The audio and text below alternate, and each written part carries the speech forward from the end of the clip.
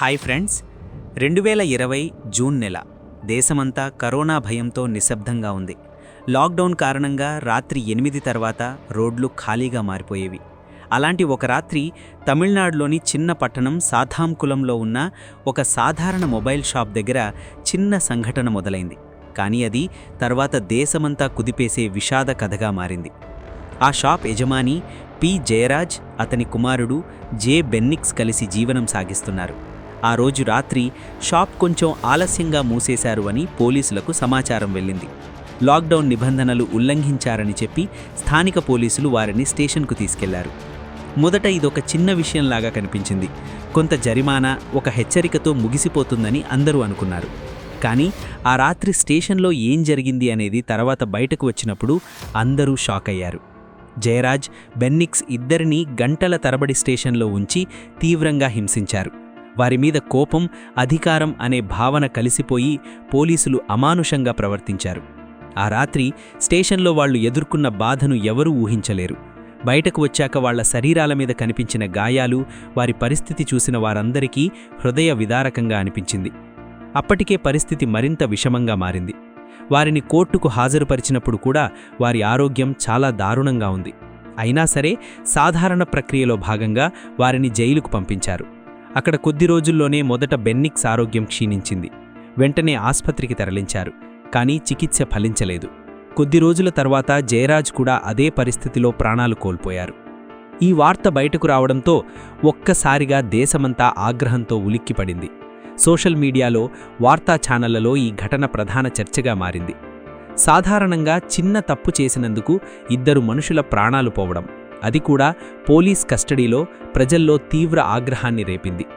ఇది న్యాయం కాదు అని అందరూ గొంతెత్తారు. ఈ ఘటనపై విచారణ మొదలైంది.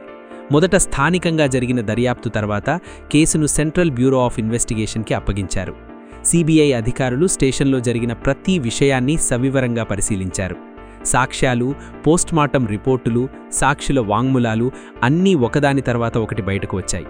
ఆ రాత్రి జరిగిన దారుణం నిజమని స్పష్టమైంది. ఈ కేసులో పలువురు పోలీస్ అధికారులు అరెస్ట్ అయ్యారు. వారిపై హత్య, హింస, సాక్ష్యాలను నాశనం చేయడం వంటి తీవ్రమైన ఆరోపణలు నమోదయ్యాయి. కోర్టులో సంవత్సరాల పాటు ఈ కేసు విచారణ సాగింది.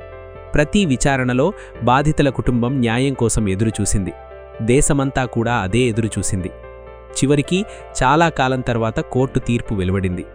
ఈ ఘటనను రేర్ ఆఫ్ ద రేర్ కేసుగా పేర్కొంటూ ప్రధానంగా బాధ్యత వహించిన 9 మంది పోలీసులకు మరణదండన విధించింది.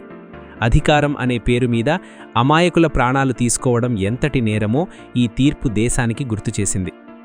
ఈ కథలో ఒక చిన్న తప్పు ఎలా పెద్ద విషాదంగా మారిందో మనం చూస్తాం.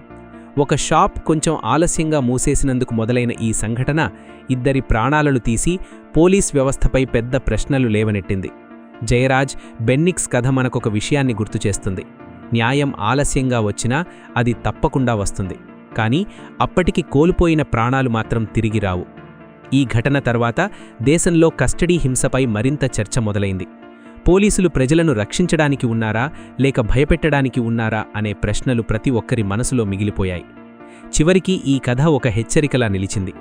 అధికారం ఉన్నవారు దాన్ని ఎలా ఉపయోగిస్తారోనే సమాజం భవిష్యత్తు ఆధారపడి ఉంది. చివరిగా ఒక్క మాట: న్యాయం ఆలస్యంగా వచ్చినా అది చరిత్రలో నిలుస్తుంది.